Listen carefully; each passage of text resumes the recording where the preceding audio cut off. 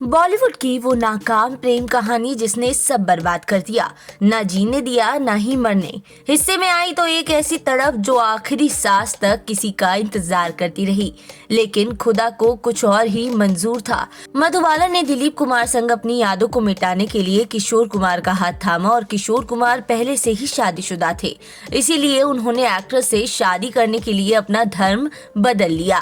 कहा जाता है कि मधुबाला इस शादी से खुश नहीं थी। मधुबाला की बहन भूषण ने बताया था कि आखिरी वक्त में किशोर कुमार ने मधु को छोड़ दिया था।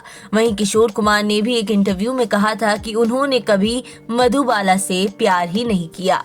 साल 1987 में किशोर कुमार का निधन हुआ। उसके 2 साल बाद फिल्म मेकर मैगजीन में एक इंटरव्यू छपा जिसमें लिखा था, मधुबाला से मुझे कभी प्यार था ही नहीं। वो मेरे लिए सिर्फ दिलीप कुमार की गर्लफ्रेंड थी। मैं उनके लिए मैसेंजर की तरह काम करता था।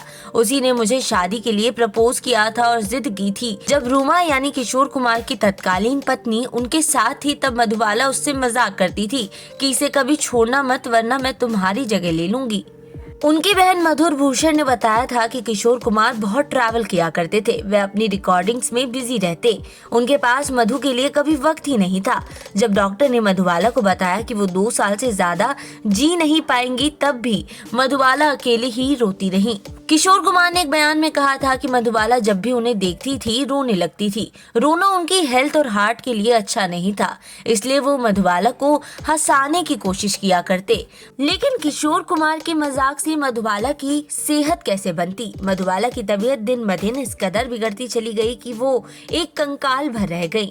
मधुबाला खुद का चेहरा भी शीशे में देखकर रोने लगती थी और कहती थी कि देखो मैं क्या थी और क्या हो गई। कहा जाता है कि दिलीप कुमार एक समय में मधुबाला से मिलने अस्पताल भी गए थे, जहां एक्ट्रेस ने उनसे कहा था कि वो जब ठीक हो जाएंगी तब भी दिलीप कुमार के साथ काम क्यों करेंगी। दिलीप कुमार ने हाँ कहा था। हालांकि बाद में दिलीप कुमार ने सायरा बानो से शादी कर ली और फिर दोनों कभी नहीं मिल पाए। अब मधुबाला की हिम्मत जवाब दे चुकी थी। कुछ सालों बाद मधुबाला ने दुनिया को अलविदा कह दिया। किशोर ने 1976 में अभिनेत्री योगिता बाली के साथ तीसरी दफा शादी की, लेकिन ये शादी भी ज्यादा दिन तक चल नहीं सकी और 2 साल के अंदर ही ये रिश्ता भी खत्म हो गया। दिलीप कुमार और मधुबाला ने तराना, संग दिल, अमर, मुगले आजम जैसी सदाबहार फिल्मों में साथ काम किया। कहा तो ये भी जाता है कि दिलीप कुमार और मधुबाला का रिश्ता सगाई तक पहुंच गया था, लेकिन मधुबाला के पिता अताउल्लाह खान की वजह से ये सगाई टूट गई और ये प्रेम कहानी अमर ही छूट गई।